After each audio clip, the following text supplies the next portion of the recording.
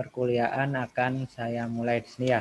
Jadi topik pada perkuliahan kali ini adalah aplikasi media presentasi ilmiah ya, yang seharusnya setelah UTS ya, yang tadi CO sempat diskusi sama saya ya, jadi monggo nggak masalah ya, karena memang teman-teman tidak ada TS dan kebetulan sekali memang nanti ada penugasan kelompok, jadi waktunya akan sangat lama berarti ya. Jadi harapan saya juga nanti akan bisa lebih optimal ya, sehingga nanti bisa baik ya ininya hasilnya nanti ya. Baik, kita apa itu aplikasi media presentasi ilmiah ya, kita mulai di sini ya. Oke. Oke, nih harapannya nanti teman-teman di sini juga akan paham sih bagaimana sih presentasi yang ilmiah. Ya, apakah semua presentasi itu ilmiah? Ya belum tentu. Ya, terus terkait medianya, media yang sesuai itu seperti apa? Apakah hanya PowerPoint? Nah, nanti kita akan pelajari lagi. Di sini ada macam-macam media presentasi. Ternyata banyak medianya, dan itu nanti akan kalian coba ya. Nantinya akan kalian coba macam-macam media presentasi ya. Terus bagaimana tahapan membuat media presentasi, terus strateginya seperti apa ya, dan bagaimana sih presentasi yang baik dan benar itu juga seperti apa. Nah, itu nanti juga kita akan pelajari ya. Ketika kita ngomong terkait definisi ya, seperti apa sih media presentasi itu ya. Jadi ini termasuk suatu perkembangan teknologi dalam menyampaikan pesan ya, dari pemberi pesan terhadap penerima pesan. Jadi ada komunikasi di sini. Ya. Sehingga dalam penyampaian komunikasi ini ada namanya media. Media ini yang kita gunakan saat ini ya, suatu media nih. Penyampaian informasi ya, bisa menggunakan audio visual atau audio saja atau visual saja. Ya, yang jelas sekarang lebih nyamannya yang pakai menggunakan audio visual karena bisa mendengarkan dan juga bisa melihat, sehingga informasi yang didapatkan itu tidak menyimpang. Itu harapannya ya. Manfaatnya seperti apa? Banyak nih manfaatnya ya. Nanti bisa dibaca ya, ada penyampaian materi dapat seragam, lebih jelas, lebih menarik, jauh lebih interaktif, lebih efisien waktu karena sudah terpaparkan ya.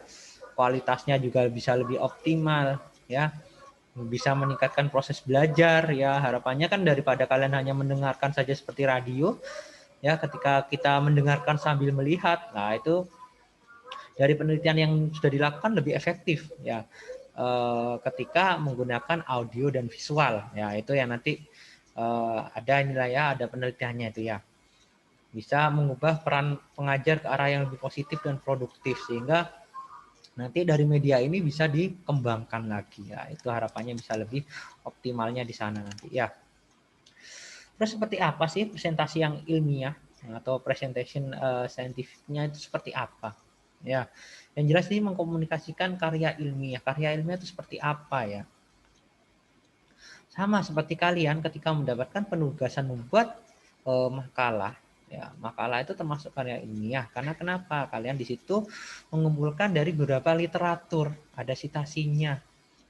Sehingga bagaimana kalian menyajikan itu ya, tentunya dengan penggunaan media nanti. Ya, ketika menggunakan media ada namanya media presentasi, nanti ada namanya nanti presentasi yang secara ilmiah nanti. Nah, bisa didesain ya semenarik mungkin sehingga yang melihat itu nyaman, senang. Ya, ketika tidak disampaikan, nah berarti itu tidak ada namanya presentasi ilmiah karena karyanya tuh hanya berupa ya karya, tidak dipresentasikan. Nah, itu ya. Ini beberapa tipe dari presentasi ilmiah ya. Ada seminar dari penelitian ya, ada presentasi oral presentation itu seperti ini ya, nanti hasil penelitian dipresentasikan ya. Ada juga poster presentation ya, seperti apa itu. Jadi bedanya ini ya, kurang lebih kalau oral presentasi itu ngomong ya, kalau poster kita buat posternya disajikan dan kita ini membahas apa yang ada di poster ya, hampir mirip sebenarnya ya. Terus ada juga lab group meeting ya. Kalau di sini kan sudah ada namanya KRIS ya, kelompok riset itu termasuk grup ya. Nanti di dalam kelompok riset itu bisa ada meeting juga lah. Di sana tuh bisa ada namanya presentasi ilmiah karena ini berupa diskusi ilmiah ya. Ada juga leading a discussion ya, yang mana di sini bagaimana kita ini ya membuat suatu ini diskusi atau mungkin jalannya diskusi sehingga diskusinya itu yang sifatnya ya sifat ilmiah nanti ya. Berapa orangnya, berapa pesertanya bergantung di sini ya. Bisa cukup small group atau yang istilahnya yang banyak grupnya ya. Bagaimana kita ini ya menyajikan media presentasi? Yang pertama itu harus mengetahui audiensnya nanti.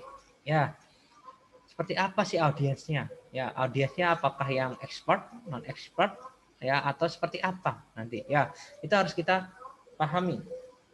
Contoh kalian kan juga belajar promosi kesehatan sama. Seperti ketika kalian ingin mempromosikan kesehatan, bahasanya harus disesuaikan. Apakah bahasanya bahasa ilmiah atau bahasa umum yang istilahnya semua orang tahu. Nah, di sini kan ada ya ini penjelasannya.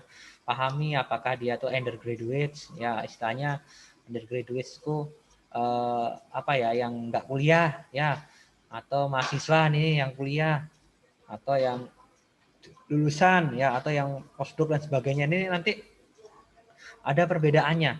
Sehingga nanti ketika kalian sudah tahu audiensnya, kalian menyusunnya dengan tepat nanti.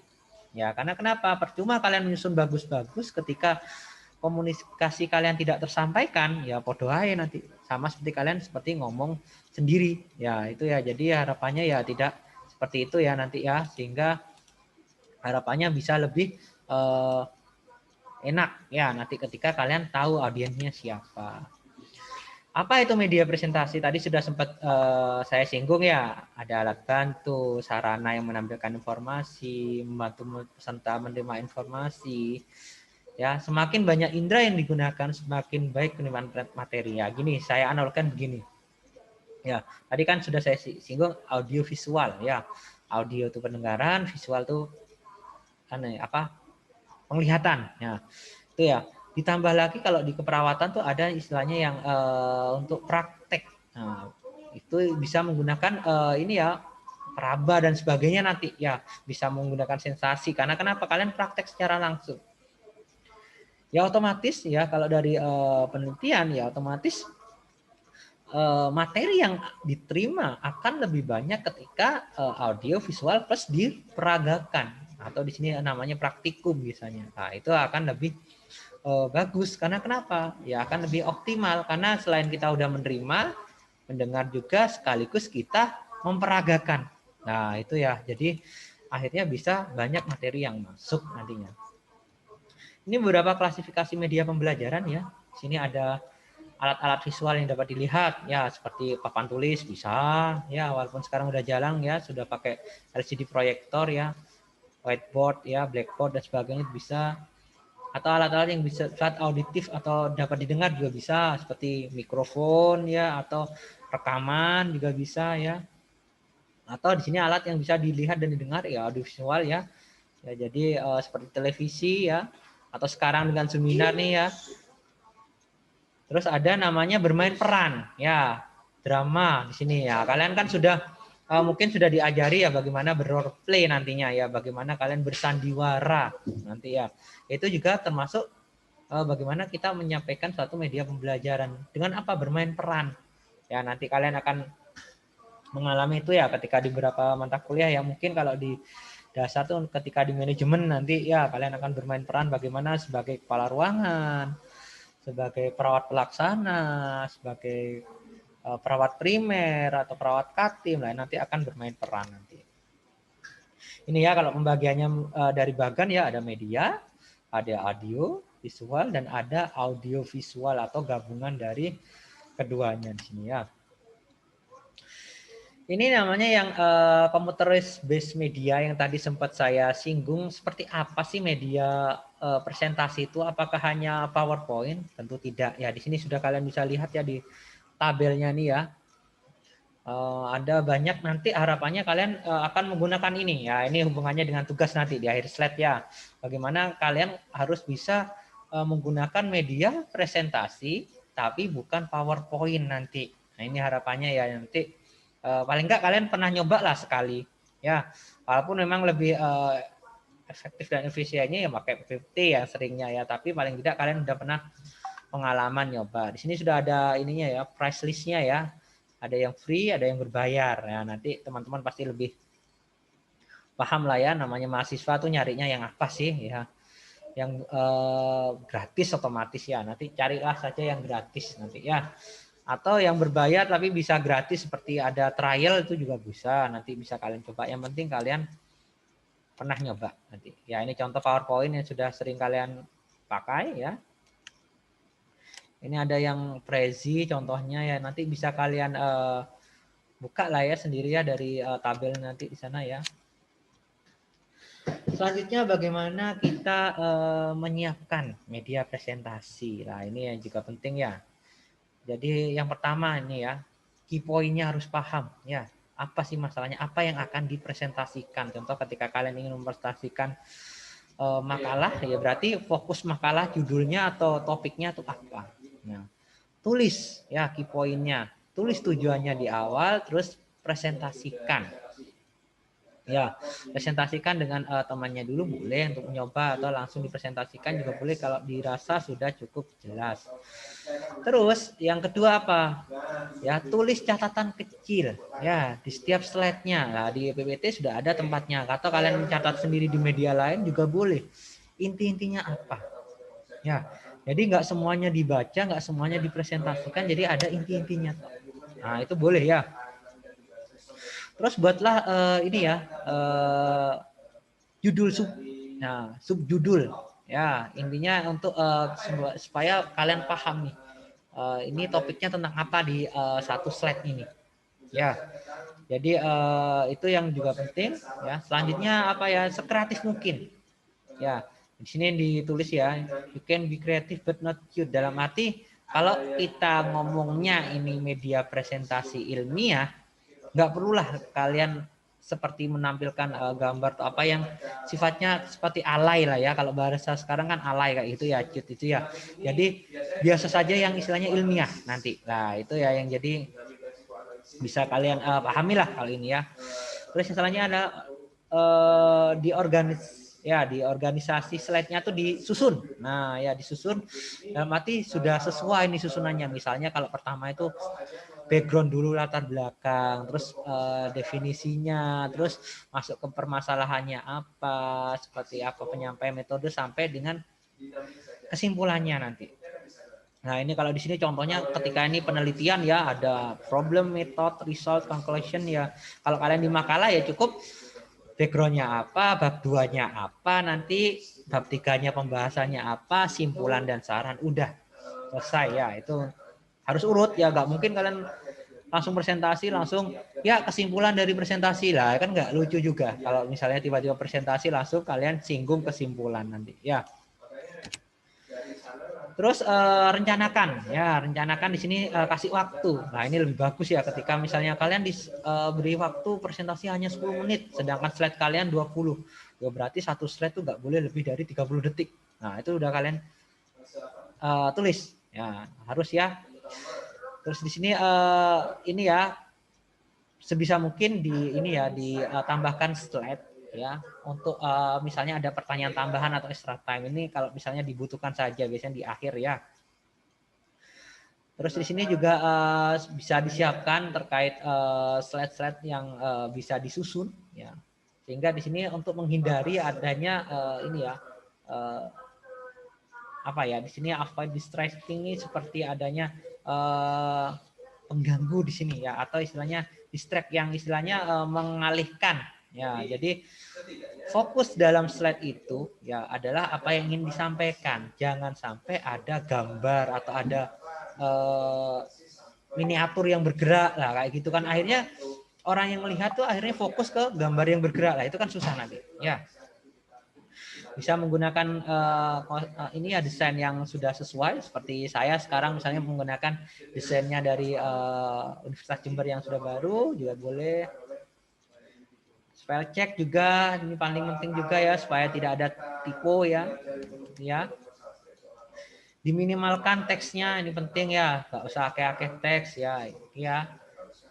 Buat yang mudah dibaca ya, dalam arti sini ukurannya harus pas ya, jangan kekecilan atau jangan besar-besar banget ya.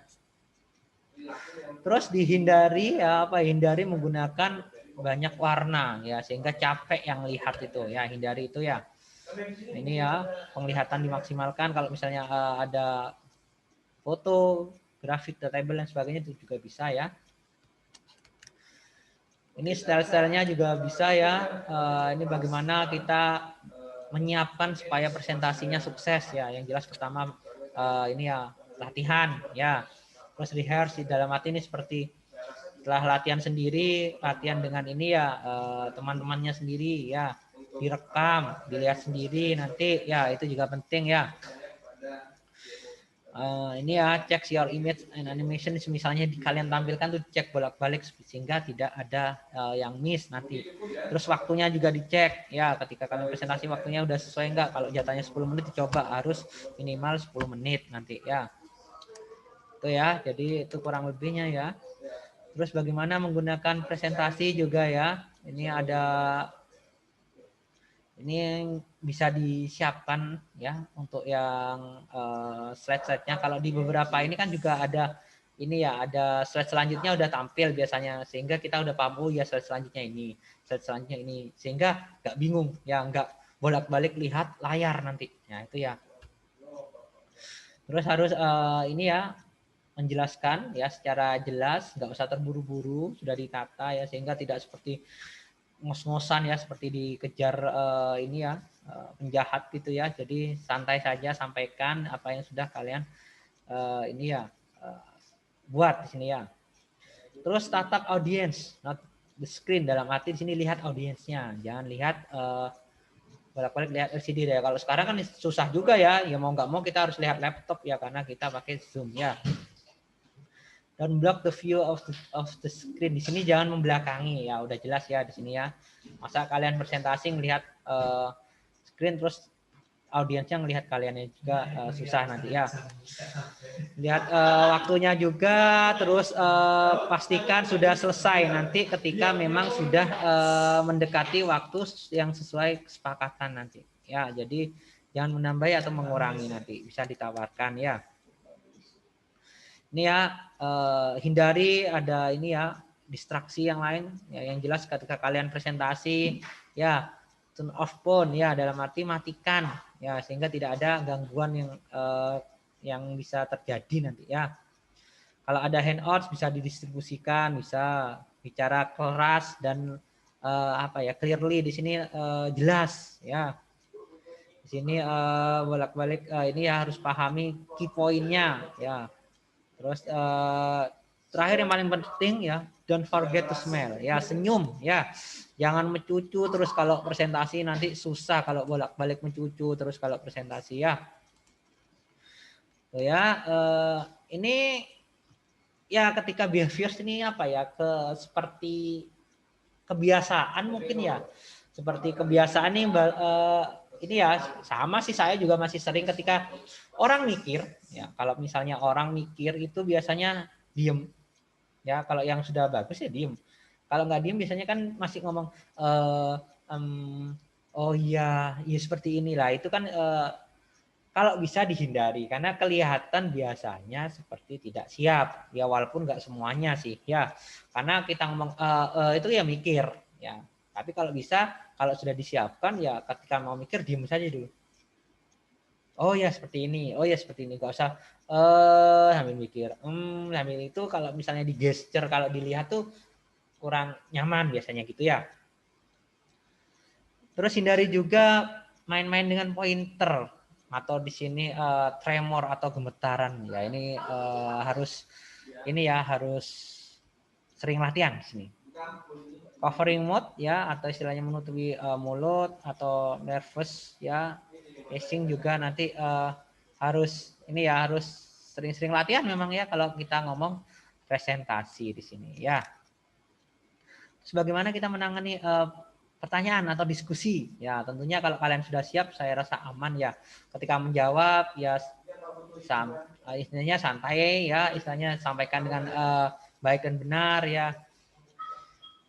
Misalnya kamu nggak tahu ya nggak usah takut bilang saya kurang paham ini, nanti saya klarifikasi setelah saya baca kembali ya.